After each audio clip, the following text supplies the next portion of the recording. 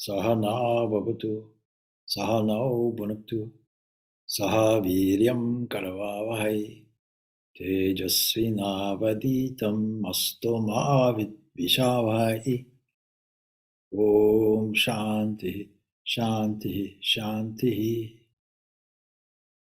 May that one protect us both. May that one nourish us both. May we work together with great energy. May our studies be illumined. May we not unnecessarily cavil with each other. Peace, peace, peace be unto all. So I'll mute my microphone while you formulate some questions.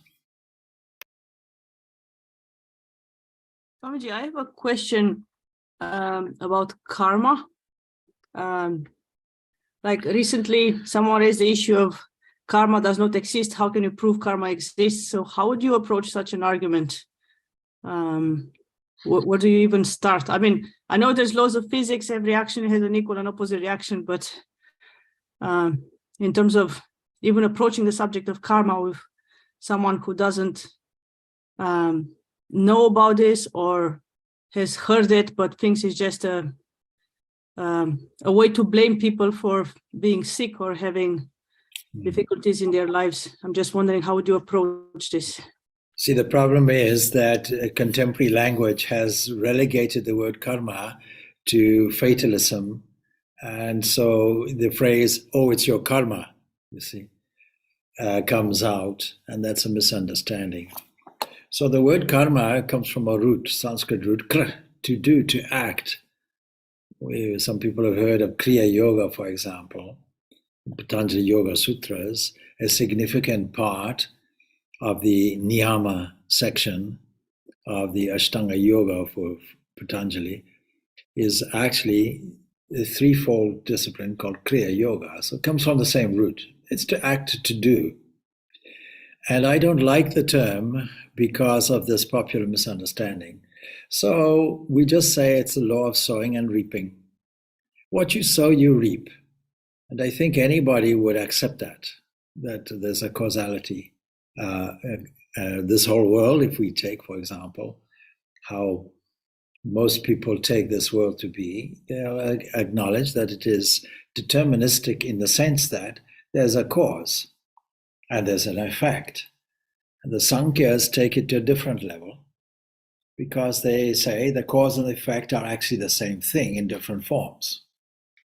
And the example will be, in an ocean there's a wave, and the peak of the wave will be the cause of the next hollow, and the hollow will be the cause of the next dip. And we always have to bear in mind that underneath is a profound, deep ocean, if we use that analogy. So the causal law is on the surface, and as you go below the surface, the causality becomes a little bit less obvious.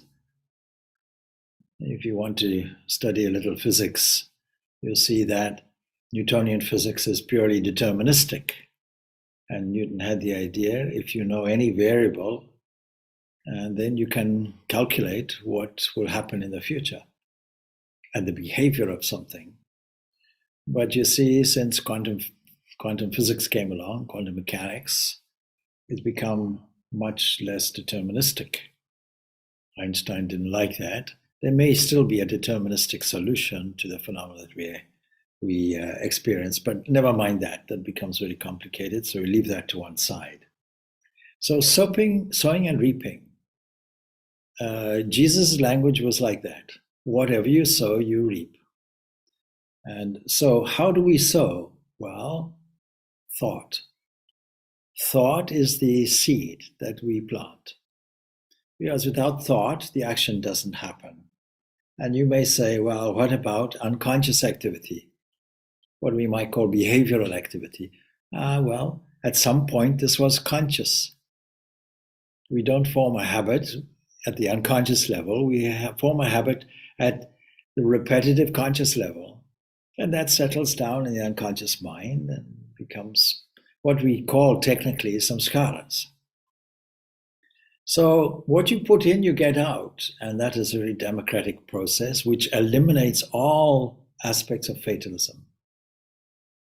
When we say Shanti, Shanti, Shanti 3 times, we're saying that the causality comes into three sorts of categories. First category is you are the master of your own destiny. Whatever you do will condense in front of you. And there's a scientific process that is delineated by the Sankhya's with 24 categories to say, well, you think you have your own mind, you don't. There's only one mind, cosmic mind. Every thought will move infallibly and condense as a person or place or event, a scene in front of you. Be careful what you think. In this case, thought moves faster than the speed of light, faster than a photon. Instantaneously, you get a reaction. Initially, we can see in the body. If you think negatively, what a pity, what a pity, what a pity, constantly, then you drag the whole body down and the liver becomes liverish and the kidneys become fearful and the heart misses a beat, and so it goes on. So this we know. We know the effect of thought on the physical body. What about the environment? Well, the Sankhya categorization of tattvas, elements, says, all right, so cosmic mind, from there, it is a creative mind. And the word becomes flesh, it dwells amongst us. And so in this, it's hugely important, and I emphasize this more or less at every talk, that we understand the tanmatras and how the combination and recombination materializes as our limited understanding, our limited world, where the difficulties that we experience are all because consciousness, our birthright, is flowing through the sense organs to the objects. And so the solution is to reverse that, to introvert that. Anyway, that's the point. So we have to strip away any element of superstition to say, well, karma, it's your karma, that means it's fatalistic and so on. And many people can fall into the trap. Particularly in a country where there's an element of profound poverty, we bypass somebody and just say, oh, it's his karma or her karma. Well, it's your karma to help the person. So we're generating all that. So that's the first cause that we find very clearly in the 6th chapter of the Bhagavad Gita, because there we see a very important understanding. Even before you think of meditating, you have to understand that whatever you think, however you behave, wherever you steer your attention, that will either raise you up or it will lower you down. See, udared atmanatvanam natvanam avasadayat atmai vai hya atmanam bandhu atmai varipur atmanaha. Very, very clear. What does it mean? Let a person raise himself, herself, whatever it is, by his own self, independent of your action. It's like you're in a car, you're controlling gears, that's okay. There's no way you ever mistake I'm the gears or the gear stick or the gearbox or the engine or any part of the car. So not fundamentally having parts, being the eternal self, we have the capacity to steer our destiny as we want. You can raise yourself up by yourself, or you can lower yourself by yourself. Or you are your own best friend or your own worst enemy. That's the point. You think the other person is your enemy? No, you yourself are your enemy. Depends on how you think. So himself is his enemy. And to that person who has conquered his self, that is the body-mind complex, the body and the senses, the interrelational instrument between what we may call you and your environment. So if you conquer the self, by the controlling self, the inner controller, what the Upanishads declare as antakarana, the inner instrument, and the inner controller, says the Vritaranyaka Upanishad. He who does that, his own self is friend, but to him who has not conquered his self, his own self acts as his enemy.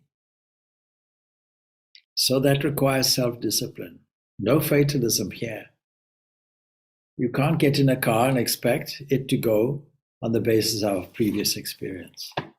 So I think we have to remove the mystery by removing the word, is my personal opinion. Instead of saying karma, you mean, oh, sowing and reaping. Yes. I don't think any sensible person will say, oh, what you sow, you don't reap. No. Whatever you put in, you get out. It's just a physical law. It's an energetic law, actually. However many watts you put in, that you get out, and there's no such thing as a self-perpetuating machine. So I hope that answers the question. The point is, if somebody needs convincing, don't convince them. Because it's such a simple thing, you know. It's like persuading somebody that gravity exists. It's quite clear we don't fly off in the air. It's quite clear we remain grounded. Nobody can deny gravity. What it is, that's a different question. So there is a law. There are many laws, actually. And there are constants, and some are understood and some are not. And so, yes, what you put in, you get out. That's the fact of it. Sowing and reaping is a much better replacement phrase instead of saying karma. And the way many people pronounce it is karma, which of course is a different word completely. It means desire. I hope that answers your question. Thank you, Swamiji.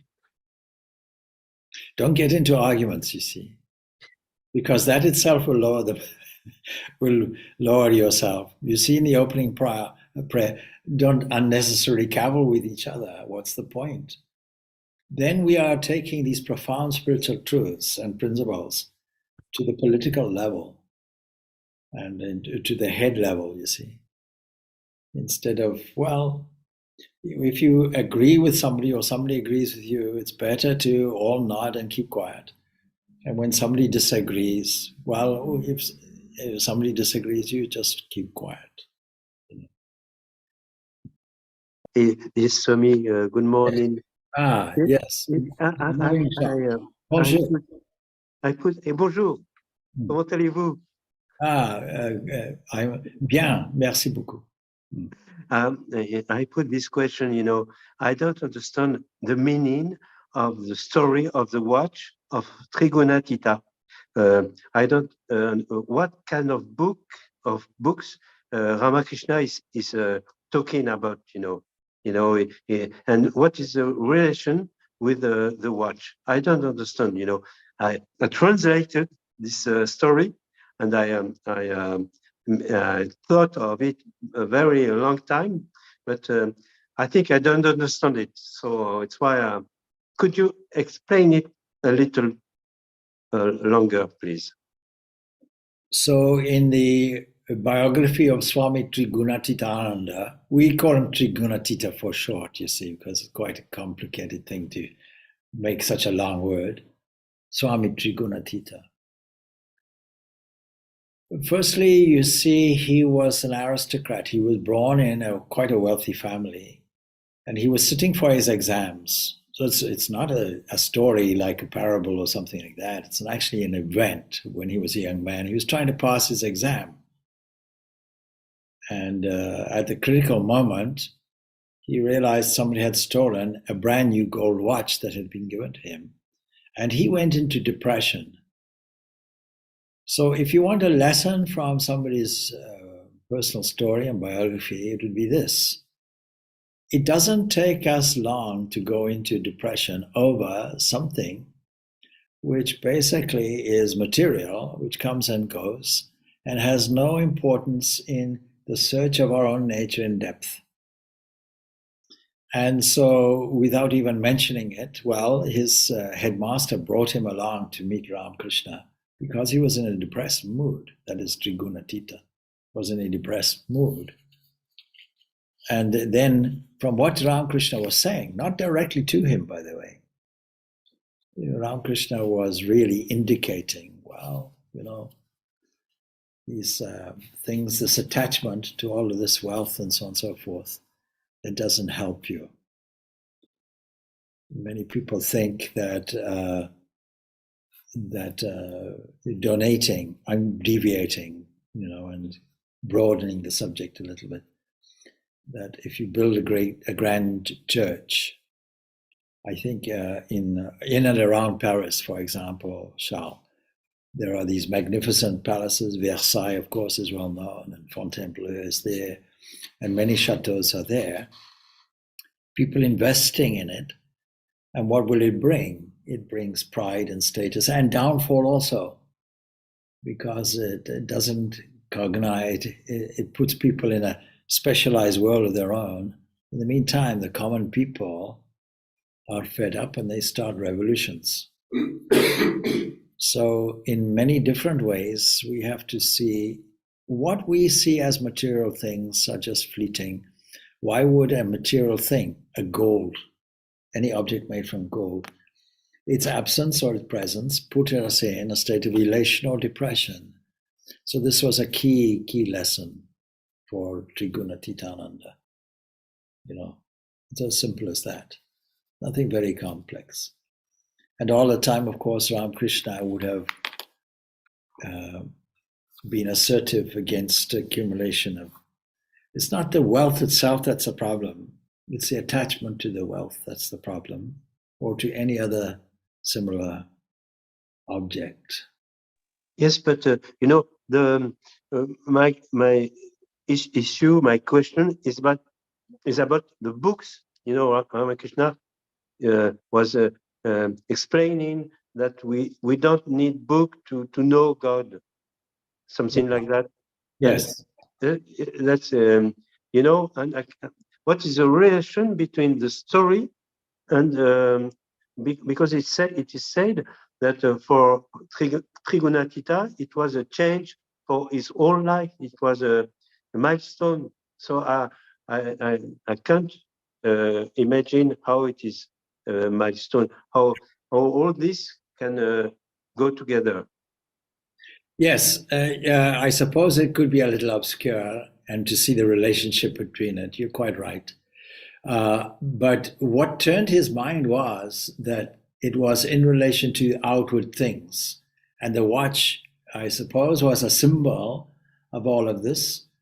And of course, Trigunatita was very, very intellectual. I think by the age of 14, he'd already memorized the Bhagavad Gita, and various texts and so on and so forth. So he was something of an intellectual. What we might say his IQ was very high, and relied very much on intellectually understanding things. And the connection with the watch would have been, well, I can't actually study my exams. I can't do anything with my intellect because this obsession with my watch is deviating from all of that. And Ramakrishna's reply, unspoken in conversation, would be, well, the book study itself is not so valuable.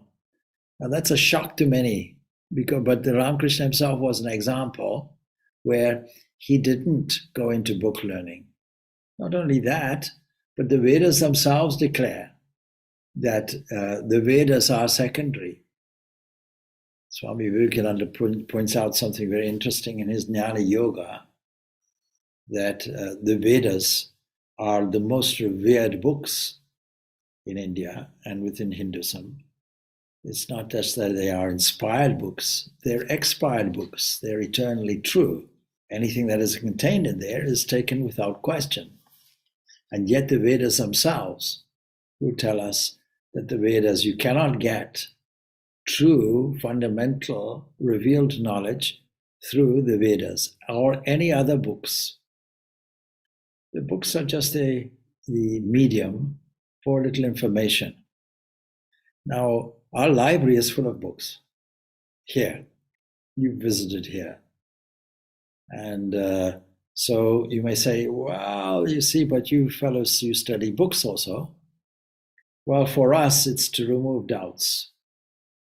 You see, we are so entrenched in ignorance that it requires a number of different approaches. You put it from this way, from that way, from the other way. If you have 20 different approaches, at least one of them would be a solution for you. And so the Upanishads themselves, for example, will tackle the most abstract subjects. Most abstract thing we can ever think of is Brahman. Why? Well, because Brahman doesn't have any moving parts. It's not contained in space. It's not limited. It never comes, it never goes. It remains static. Even the word static is a concept. We have to use these symbols and concepts for something that is incomprehensible. It has no moving parts in space and no change or evolution in time. Well, a simple experiment will show how impossible this is. You close your eyes and you take away space. Well, everything disappears. You take away, you accept objects, but they don't move. Well, that's boring. Nothing will happen. And so mere book learning will not do anything, will not help you. And if a watch or any object is stolen or is absent, and you put so much emotion into that, and now it's gone, and that depresses your mood, then you're dealing with everything really on the superficial level. The presence of a gold watch will not make you pass your exam. It will not cause you elation. And the absence of it should not cause depression. How is it that you are depressed, therefore? Well, you can see an internal script going on. Oh, somebody gave me this watch. It's made from gold. It's not just an ordinary watch. My carelessness made it disappear. People are dishonest. A whole script can be told on this. But it's all an internal script that's going on. So we talk ourselves into depression, and we talk ourselves into joy and elation. And if that's the technique, why don't we talk ourselves into joy and elation? And come back to that passage. You can elevate yourself or bring yourself down. It means elevate your mind or bring it down. And it's entirely up to you. You are independent from books. You're independent from book learning. So the whole objective, the whole world of objective objects was encapsulated in Ramakrishna's statement, evoking in him a spirit of renunciation. And the meaning, well, you see, it's just circumstances. Circumstances was, if he hadn't have had his watch stolen, he wouldn't have gone into depression. If he wasn't such an intellectual boy with great promise of study and a great promise of manifesting in an incredibly unique potential, his headmaster would have not have noticed and become worried. And his headmaster happened to be Mahendranath Gupta, the author of the Gospel of Ramakrishna, the transcriber, you might say, not author. And so it was him who took him along to Ramakrishna. Because if you're suffering from any negative condition, such as depression, then what is the solution? You can't elevate the mood by giving another gold watch. The real internal shift comes when you go to a holy person or you go to God. You shift the mind, you shift the attention in a higher way. And you keep that going, like kicking a football up. It will come down. There's a law of gravity, as I say. Well, you keep kicking it up. Now, all analogies have the difficulty, of course. So you keep up the habit, and this is called practice. Practicing, essentially discernment. You keep it going. This is called practice. And practice leads, of course, to detachment. Vairagya. Viveka and Vairagya is what really is called spiritual practice. We have to keep it going. So why would a mere object push you into depression? And Ramakrishna probably understood, well, it's not just the gold watch. It's your whole emphasis on books and texts and scriptures. It's the employment of the intellect. Why don't you mobilize the heart? And later, of course, Vivekananda emphasized, why don't you mobilize the hands also and be of some service? So I see this as the connection.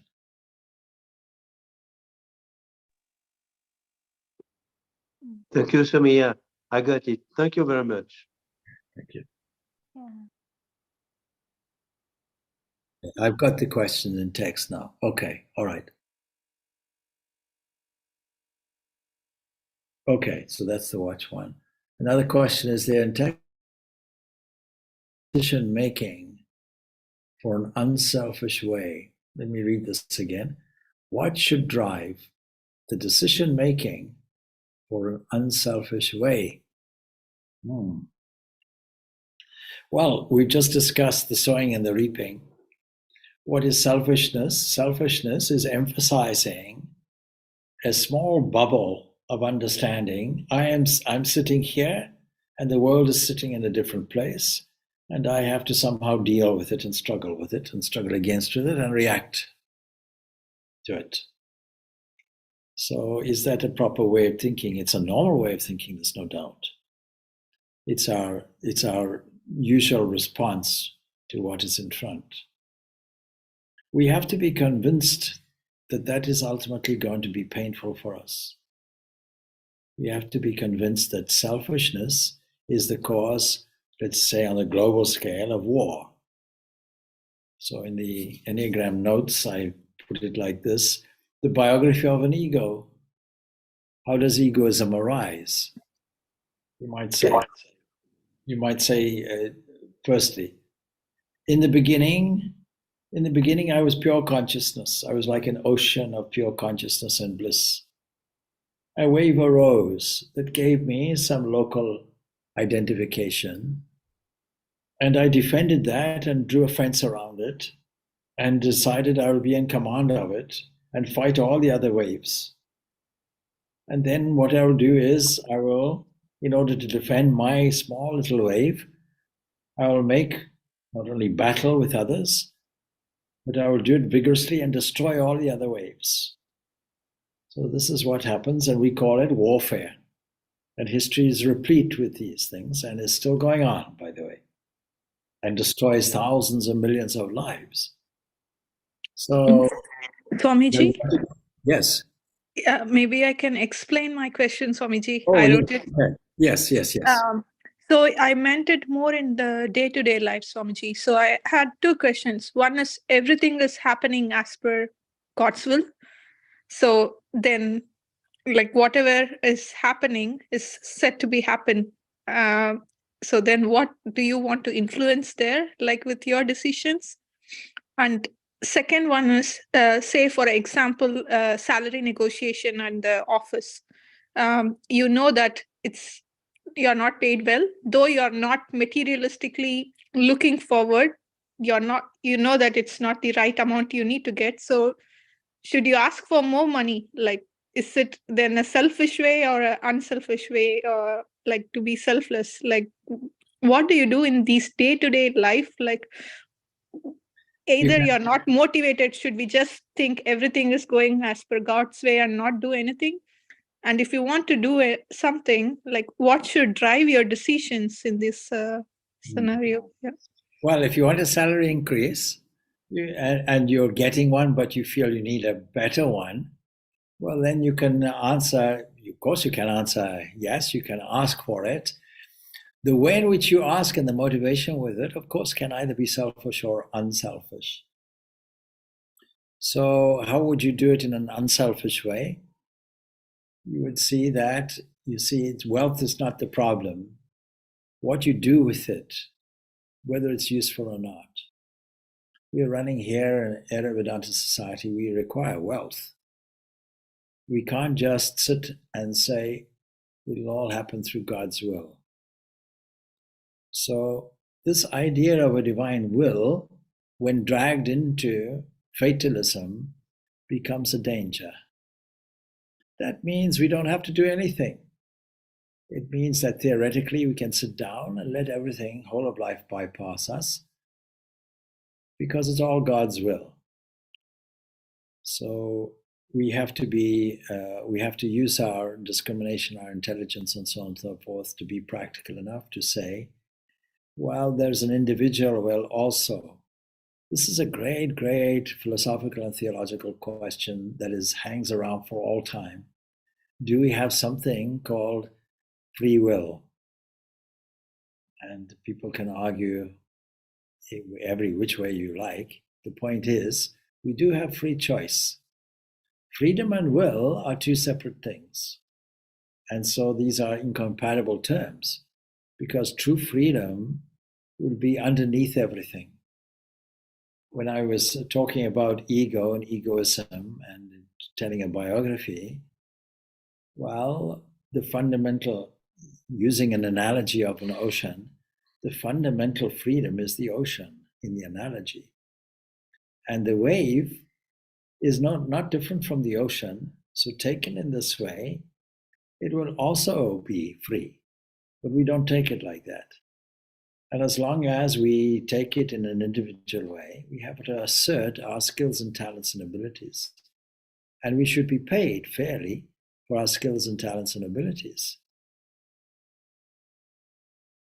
But if you say, okay, I want to be the richest person in the world, and I want an outrageous increase in my salary, you see, practically speaking, if you are a person in a position to make a decision about your salary increase in relation to your work, then an astute boss will say, please justify it, because every business is like a cake, and so much goes on wages, so much goes on materials, and so much on this and so much on that. Normally the bulk of it will be wages. So can you please justify the wages, increase in wages? And there's a formula that can be used, by the way. And you have to know, what is your time worth? What is your time worth? In other words, what do you require for your month-to-month living expenditures over, let's say, 10 months, as opposed to 12, because you want to go on holiday or something. So whatever amount you require there, plus whatever savings you require for emergencies, and plus other things that you need to do. And you add it all up and you say, this is what I require. And if the resources are not there, well, then you have to live with it. So this is a calculated way, and I don't see any selfishness within it.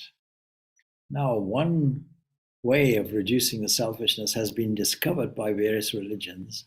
That's called tithing. And there's a biblical source for that. Okay, so much of your salary you give away to charity. And so the more you earn, the more you'll give away to charity. But it's not about the giving, it's about what is your attitude. So the selfishness or unselfishness dimension of it is entirely up to you. Now, we have this, sometimes we have this idea that wealth is not good. I remember when I was a student, a brahmachari, my upaguru there, who was teaching me philosophy, made me read a book. And it's not the kind of book that you would think. It wasn't a scripture.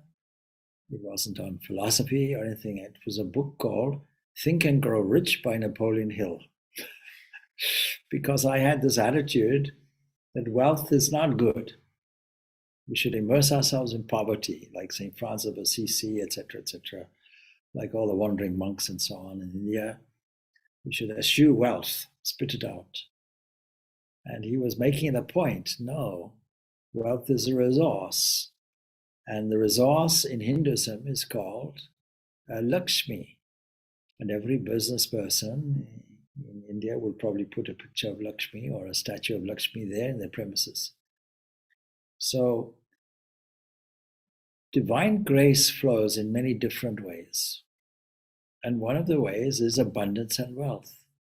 We should accept it. We should be thankful for it. And we should therefore use it in such a way that it is returned to the author and creator of it, namely the divine. We have nothing of our own. It is all, the abundance and so on, all belongs to a divine flow of grace. And so using it and giving it back, as it were, the thought about doing that and any practical way we have of doing it is a worship. The whole Oriental idea, or the Chinese idea, I should be more specific, of feng shui, is exactly that. You don't have energy of your own. Everything is a flow of energy. Tables, chairs, directions, houses, walls, and so on. And that comes, by the way, also from the Indian concept also of arranging houses and what have you, and giving directions and what have you, architecture, principles, and so on. Well, if you take that, everything is a flow of energy, translated by us as solid objects. Not any kind of energy, all energy is divine energy. Then any use of wealth will be entirely a spiritual exercise, if we take it that way. So many people, noticeably today, many prominent people who've gained wealth have an inner impulse to share it and to set up charities. And so they should. So when we talk about divine will, we have to say, yes, this world has come about through a movement, a willing movement from the cosmic mind, what we call God. And everything there is operating according to laws and restrictions and constraints and constants. That's fine. The framework and the structure is entirely the manifestation of the divine and divine will. And so there is a divine will. You can say that each one of us has a specific design, specific individual talents and abilities. Otherwise, how does the jigsaw of life work? You want to build a house, then we can't all be plumbers. We can't all be bricklayers. We can't all be architects. There must be different people, different talents. In the Bhagavad Gita calls this swadharma, your individual talent, your individual purpose, from what you've inherited, let's say probably from a previous life, let us say, and how you learned, how you responded to life when you were 1 foot and everybody else was 6 foot. Nature and nurture combined.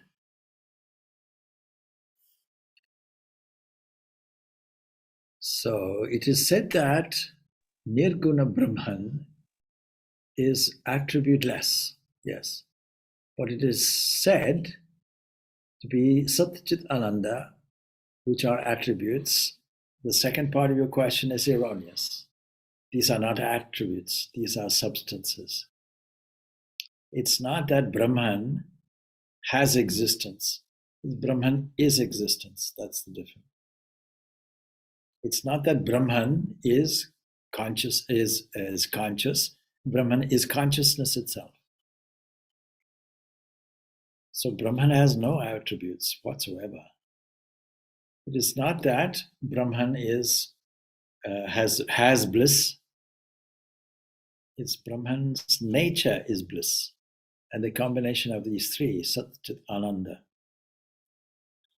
Now, of course, this becomes objective in the world. How do we know that this Brahman, that nature is Sat-Chita-Ananda? Is because there's evidence for it when you add time and space.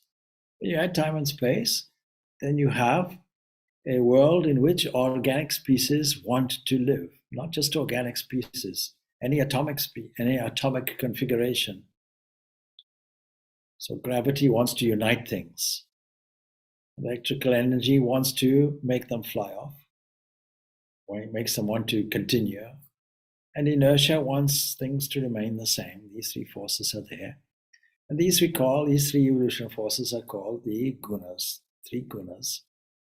So is there any relationship between that and the essence, which we call Sat-Chita-Ananda? And the answer is, of course, yes. There must be. So gravity wants to unite everything.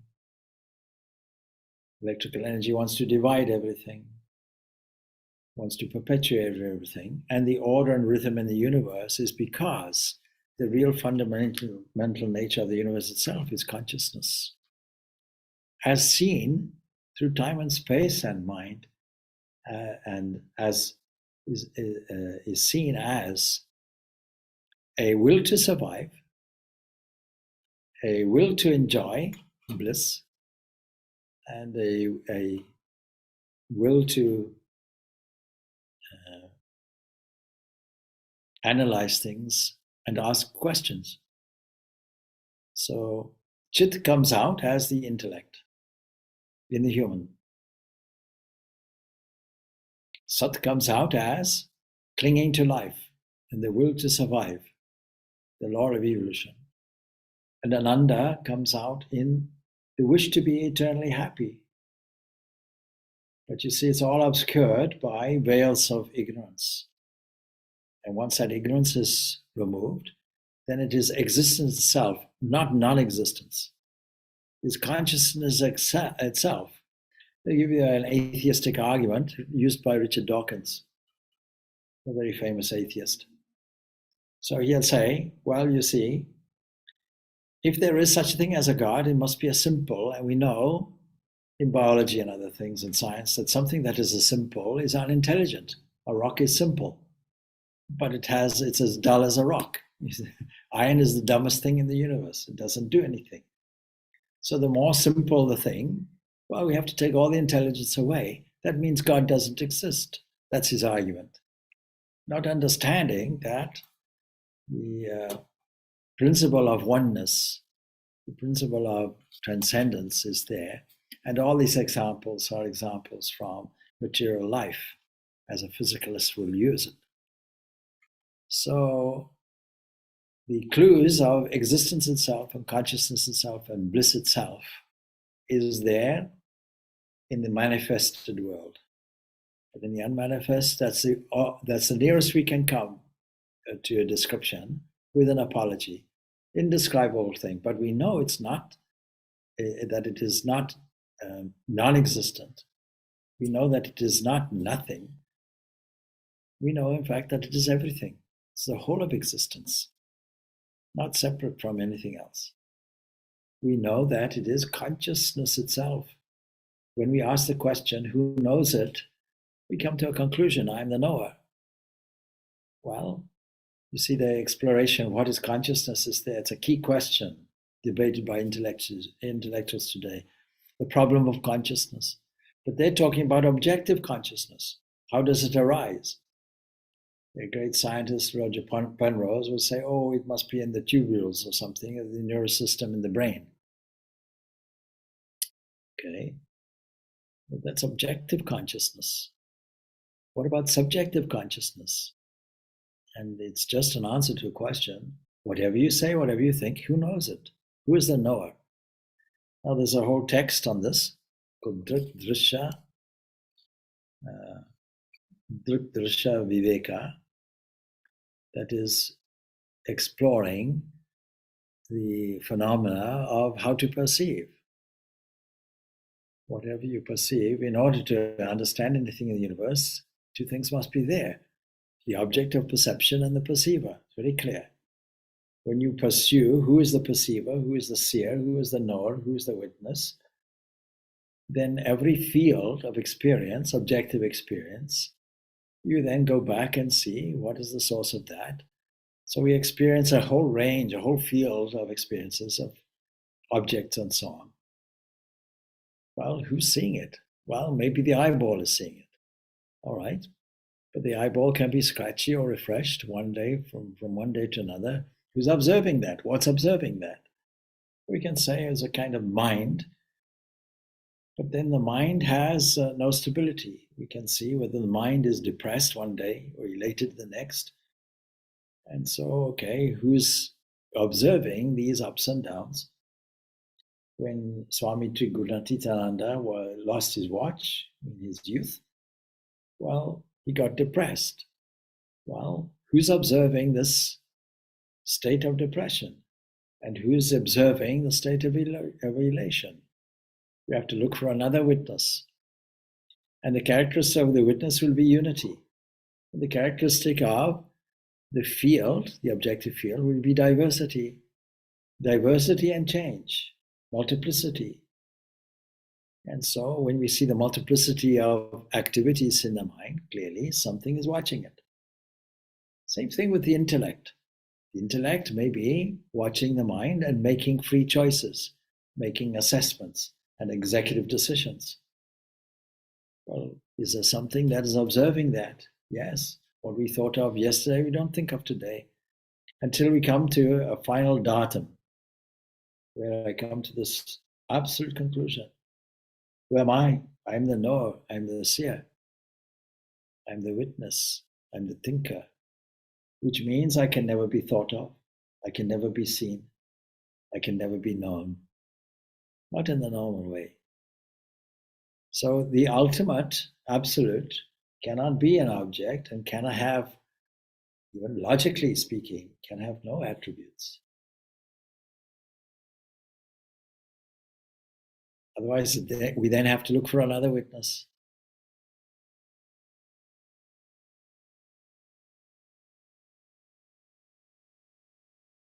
And of course, it gets varied. Taittiriya Upanishad puts it as Sat, Jnana, Jnanam, Anantam. Existence, knowledge, and infinity. And it amounts to the same thing.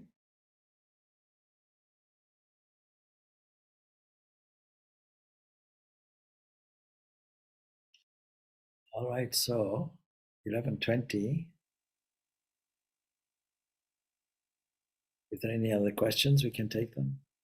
Yes, I have a question, Hmm. but this is totally related to worldly things, not related to any spiritual. Actually, Tata, what I was telling is, when I was a child, people used to tell me you should trust your parents, they only think good about you when I was just 7, 8 years old. But I used to reject that, the thought or the, such ideas. And now, when I meet a little children of 7 or 8 years, I tell the same, like, trust your parents than the outsiders, but they also feel disconnected towards their parents. Like, I don't know why such a disconnection is there from, parents to children, children to parents. Why such disconnection? I still have not understood this. You see, when we are a baby, we have no option. We have to trust. Yes.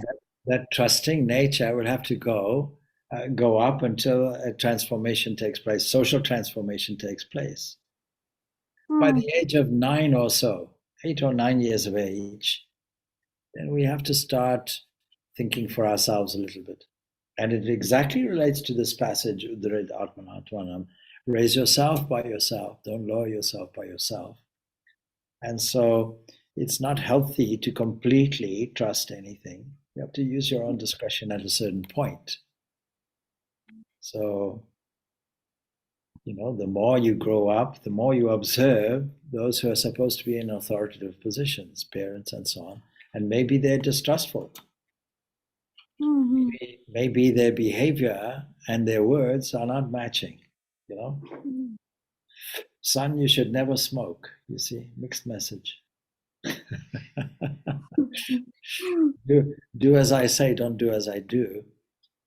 And so, of course, naturally, we have no choice. Children learn by example, purely and simply by example. And if the parents are good and loving and kind and noble, supposing they go to the shrine every day, they shrine at home and they sit down and they do the sandhya. The children, small children are watching this. They also want to do it. It's not that they're forced to do it. Small child watches you sweeping the floor. The little child says, "Where's my broom?" Also, you give a little broom. You don't have to force any child to do it. Child works by example, purely and simply. Now, if the example doesn't match what the ideal is supposed to be or the value is supposed to be, then the child has to find their own way, and all of us find our individuality at some point.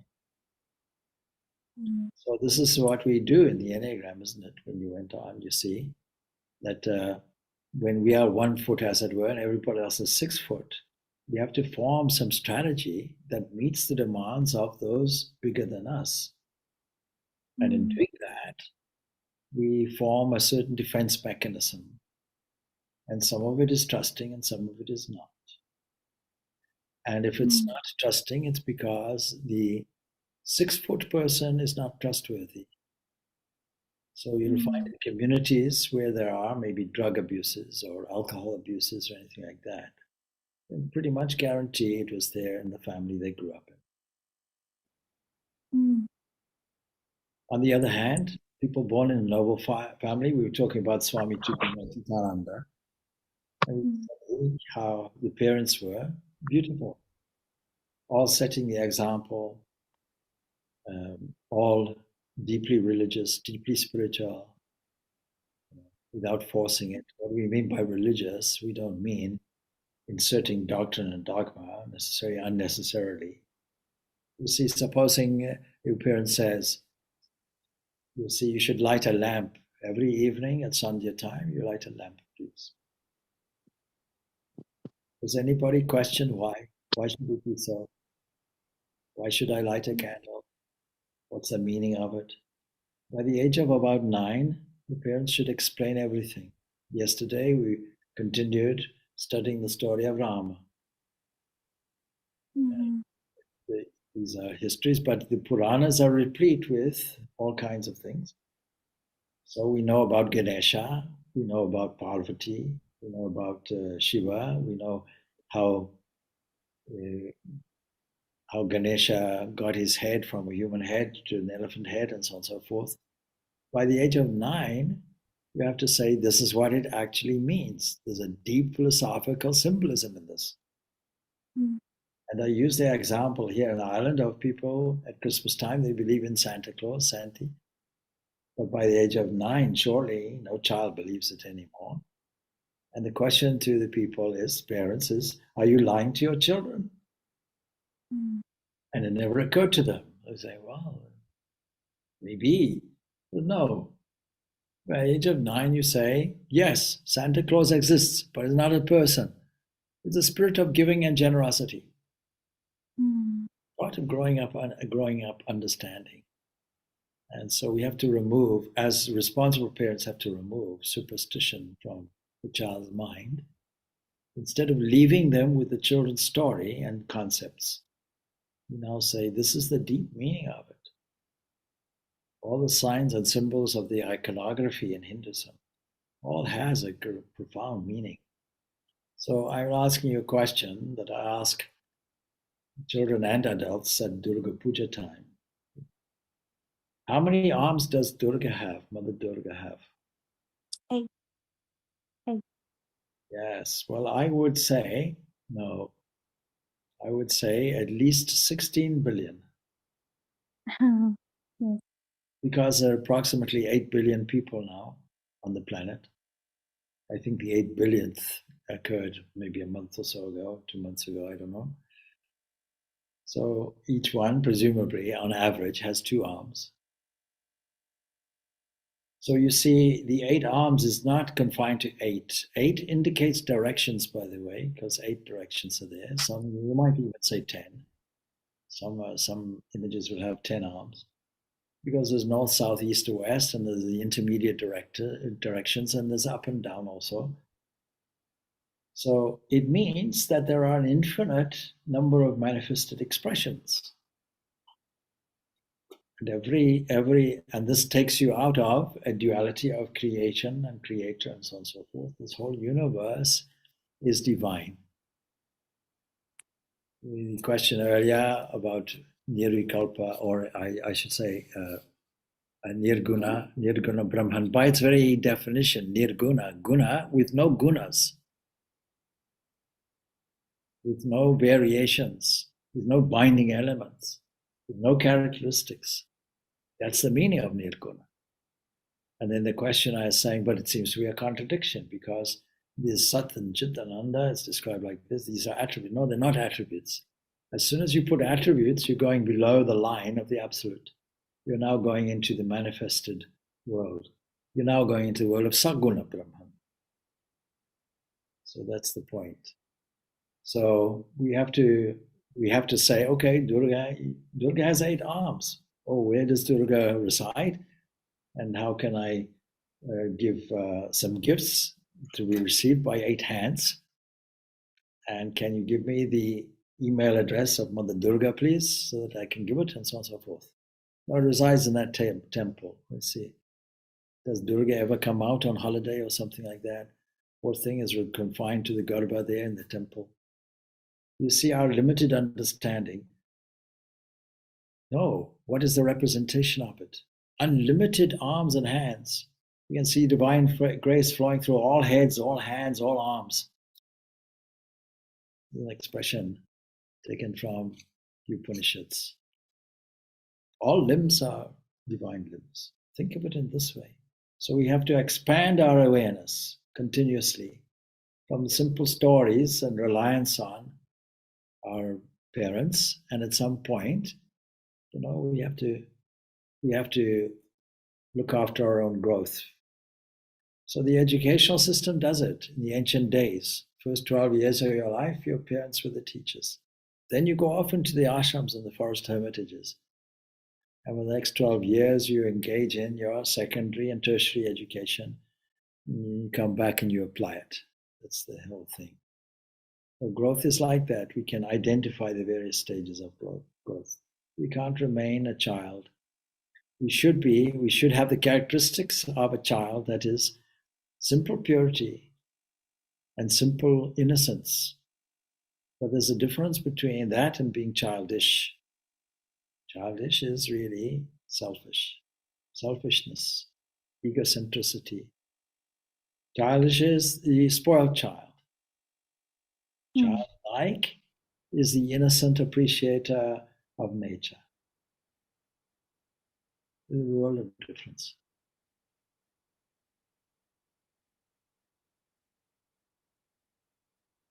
Thank you.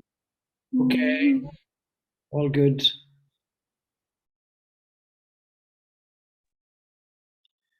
One thing I didn't conclude was this.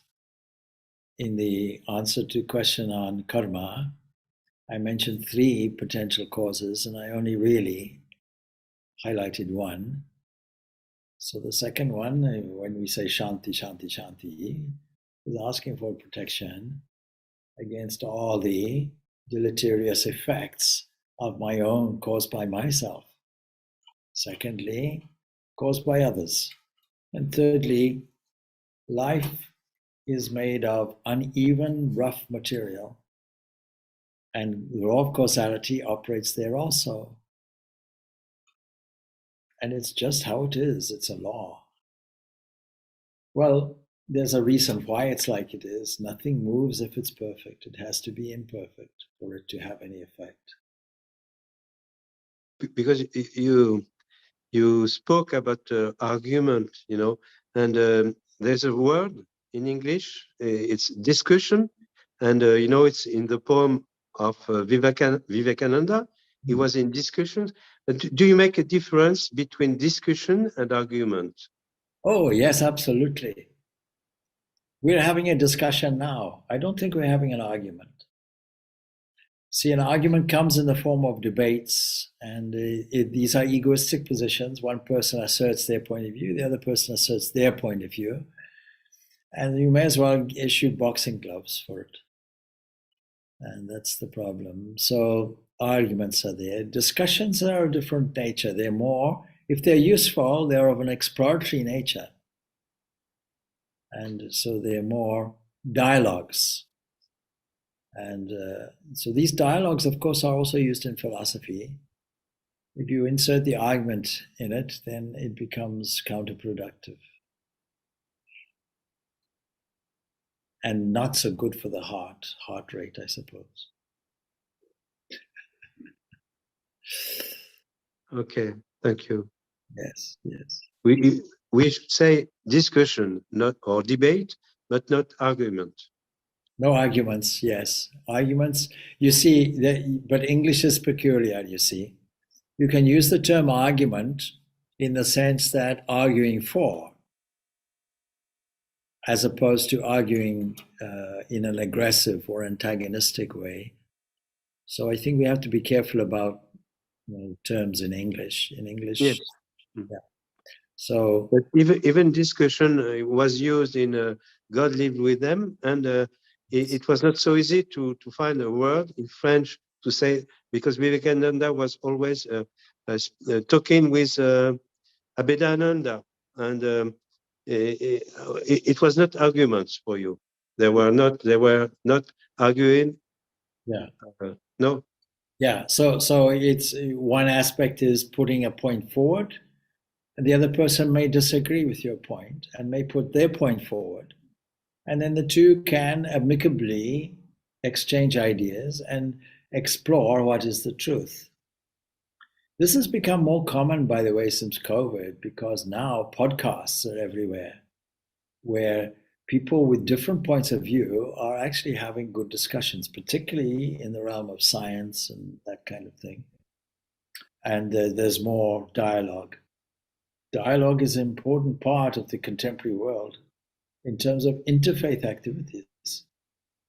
And so dialoguing means, okay, this is my point of view, and this is why, and this is our tradition, and that's your point of view. And we respect your point of view. We don't necessarily agree with it, by the way. But nonetheless, we understand. See, all communication, if it's to be effective, must be on the basis of empathy, not necessarily agreement. So we empathize with your position. I want to understand why you hold your position. Not that I agree or disagree with it, but I want to understand it. And the more we do that, the more peacefully and peaceably we get along. It's to understand the other.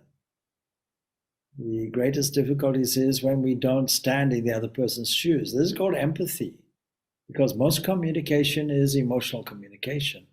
So I want to know, what are you feeling? Yeah. And so I may have to issue some exploratory questions. So all of this is based on, if I want to make an informed decision, first of all, I have to make sure I have all the information and the information is correct. And then I have to evaluate it independently for myself from a rational point of view. And then I have to find areas where I agree or disagree, but they must be well-founded, not from the position of blind faith, but from the position of empathy and rationale, both. The head and the heart have to be employed. And then I might decide, well, having understood the nature of what we're discussing, I feel that there's no point in discussing it, or I feel this is valuable and will help us both to explore something deeper, because that's really the value if you want communication and dialogue. You understand what is the other person's point of view, why are they holding this point of view, then an evaluation, do I agree or disagree, and will I agree to disagree? And the problem with arguments is people hold entrenched positions, which sometimes have no rationale, and then can develop into an emotional boxing match. Holding on to a position with no other reason other than it's my position.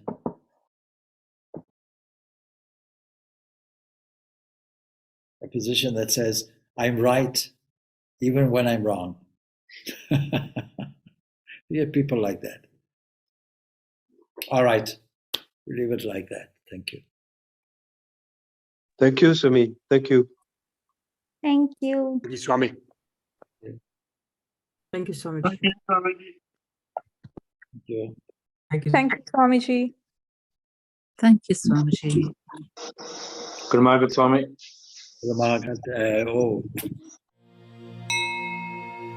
Oh.